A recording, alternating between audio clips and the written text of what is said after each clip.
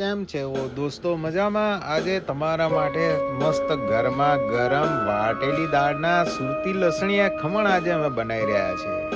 શનિવાર હોય, રવિવાર હોય કે સોમવાર હોય, ગુજરાતીઓની ફેમસ આઈટમ અહીંયા આગળ સુરતી ખમણ બનાવવા માટે ચણાની દાળને વાટીને પલાળીને લગભગ 12 કલાક રહેવા દેવામાં આવે છે. ત્યારબાદ તેને ગ્રાઇન્ડરમાં ક્રશ કરીને 10 થી 12 કલાક આથો લાવવા દેવામાં આવે છે.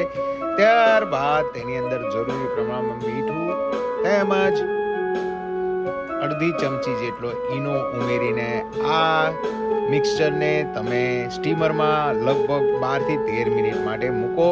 તમે જોઈ રહ્યા છો અહીંયા આગળ આપણા મરીવાળા ખમણ, સ્પેશિયલ ગાર્લિક લસણિયા ખમણ, ટમટમ ખમણ કે દહીં ખમણ, તમે 4 જાતના ખમણ આ જ બેટરમાંથી બનાવી શકો છો. બાબાનું રસોડું તમે જોઈ રહ્યા છો અત્યારે ગરમા